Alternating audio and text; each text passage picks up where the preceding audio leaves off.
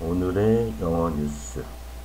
The Himalayas hidden paradise valleys.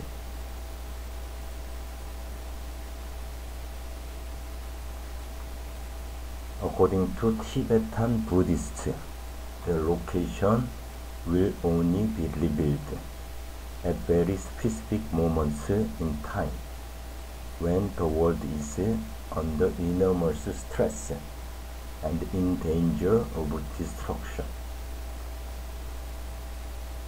Looking out of the monastery doorway at columns of rock and spires of ice, soaring 7,000 meters into the heavens, the Buddhist monk smiled and said, "I am home, in my paradise." He then turned his attention back to the classroom, where he was teaching young novice monks. I thanked him, shut the door behind me, and walked away from the monastery, away from the small village of Tame, with its sturdy stone houses and fields of barley and potatoes, away from the huge Himalayan peaks, and away from the bayou. An integral belief in the Nyingma school of Tibetan Buddhism, established in the 8th century, and the oldest of the 4 different schools. A bayou is a place where the physical and spiritual worlds overlap. Specifically, they are hidden paradise valleys, whose location will only be revealed at very specific moments in time, when the world is under enormous stress and in danger of destruction through war, famine, or plague. At such times, it's believed a bayou becomes a refuge in an unstable world where everything lives in harmony. A bayou is a sacred place and sanctuary to which lamas, teachers of Tibetan Buddhism, could lead people in times of strife and trouble, explained Frances Cratchit, author of several books on Himalayan and Buddhist culture, including Deity of Spirit, The Sherpas of Everest. But a bayou cannot be entered by just anyone, she added. Only a true Buddhist with a pure heart, who has overcome enormous trial and hardship, can enter a bayou. For Nyingma Buddhists, trying to enter a bayou when all the above conditions are not met is likely to lead to death.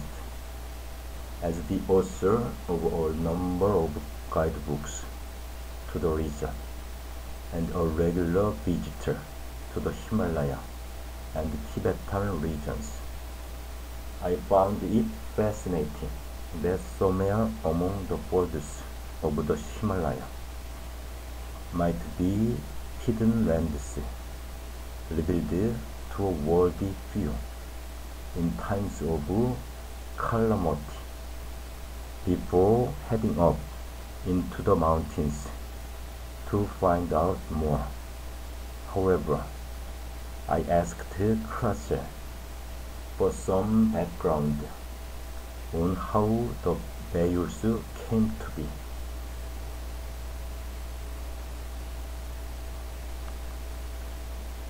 She explained that the Bayurs were created by Padmasambhava. Guru Rinpoche was the lotus-born one, a tantric Buddhist Vajra master who was thought to be instrumental in spreading Buddhism throughout Tibet and the Himalaya around the 8th or 9th centuries. During his travels in the Himalaya, Padmasambhava realized that times of strife would come, so he used his spiritual powers to purify and hide certain valleys, and wrote texts describing their locations and the conditions for entering them. She said, these texts were hidden in caves, inside monasteries, and behind waterfalls throughout the Himalaya, and could only be discovered by lamas at times that were predetermined by Padmasambhava. Nobody knows exactly how many Bayurs there are, but 108 is the most widely accepted figure, though most are yet to be revealed. Most of the areas that have been located are on the south side of the Himalaya, which is greener, wetter, and more fertile, more paradisical than the open sterile and harshy Tibetan plateau. Some of these Bayurs, such as in Sikkim in northeast India, and the Hellambu, Rolwalling, and Tusum valleys in Nepal, have been known about by Buddhist practitioners for centuries and are now dotted with villages and towns. Then there are those where the location is known but is inaccessible to most. This is because a Bayur can be both a physical place and a spiritual place. It's said that a person could even be stood in a Bayur, but not be inside it.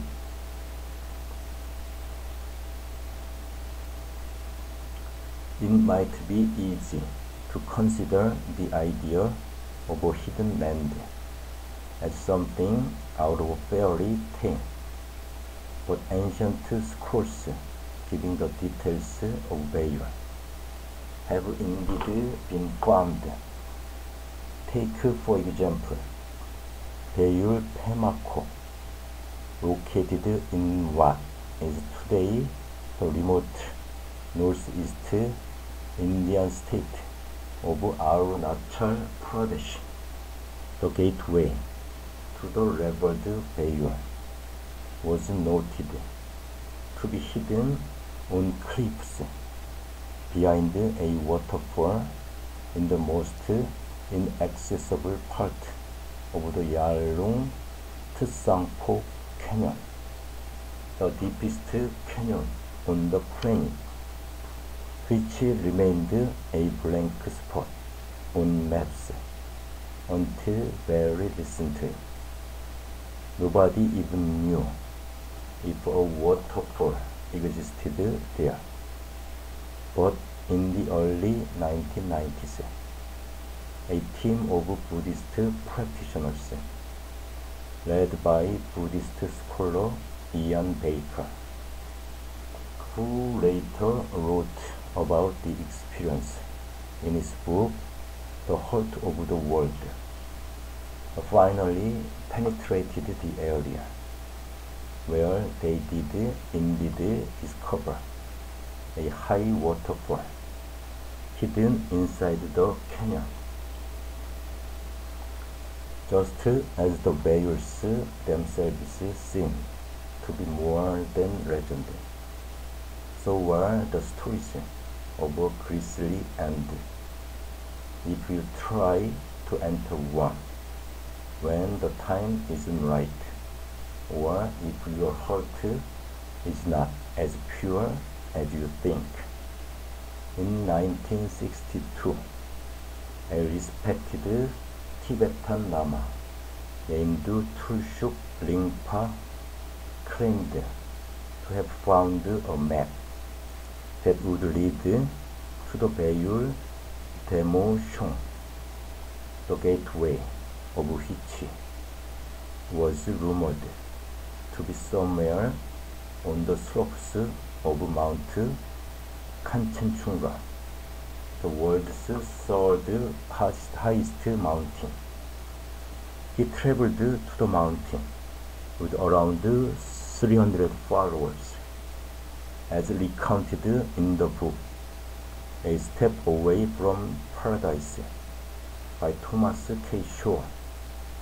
Survivors of the event recounted that Ringpa and a few others who'd gone on ahead to do a reconnaissance of the route saw a series of bright lights calling them toward a gateway, but rather than entering the bayou, Ringpa returned to gather up all his followers. Unfortunately, instead of crossing a magical threshold into a paradise valley, most of the group, including the Lama, were killed by an avalanche. Others have had more successful attempts to enter a bayou. The Sherpa people are one of those. Today, these renowned climbers, porters, and trekking guides are intimately associated with the Nepalese Himalaya and Mount Everest in particular, but they happen to always lived in the southern shadow of Everest. For most of their history, they lived in the calm region of eastern Tibet, today a part of China's Sichuan province. But back in the 15th century, widespread turmoil and conflict in Tibet turned the Sherpa world upside down. It was then that Lama Sangya Dorje, a master Tibetan Buddhist, decided that the time was right to unlock the Khumbu Bayou. He led the Sherpas over the daunting Nangpa La Pass, 5,760 meters, and into a well-watered land where they could grow crops and graze their yaks in peace. The Sherpas had arrived in the Khumbu, the name given to the area surrounding the Nepalese side of Mount Everest, and compared to where they'd just come from, it was a vision. It was a vision of a high-altitude paradise. Nowadays, the Khumbu region welcomes thousands of international visitors each year who come to hike to the famed Everest base camp. But few people I met when I visited seemed interested or aware that they were in a bayou. However, there are some corners of the Khumbu region, where the spirit of the Bayou remains strong. Perched on a steep, forested slope, the Raudo Gompa is considered one of the most sacred spots in Nepal's Botekoshi Nadi Valley, located 2 valleys west of Everest Base Camp. Most people think there are just 4 valleys in the Khumbu region, but that's not true, said Dawa Sangye Sherpa, an 82-year-old nun who has been living at the Gompa, a small Tibetan monastery, for more than 50 years. She'd brought me tea and biscuits almost the moment I'd arrived, and had readily agreed to tell me more about Laudo's connection with the Khumbu Bayou.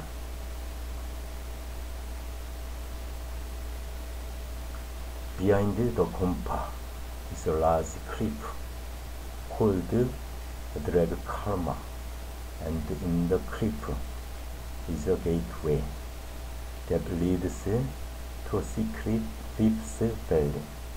She told me that's the heart of the Bayou. When I asked if I could see the cliff, Dawa Sangye smiled and shook her head. But let me show you something else, she said, leading me behind the main prayer hall.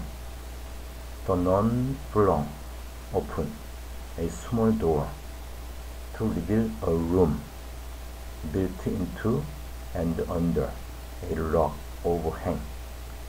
Inside, the rock ceiling had been painted the blue of a summer sky, and at the far end of the room was a small shrine with a statue of Padmasambhava.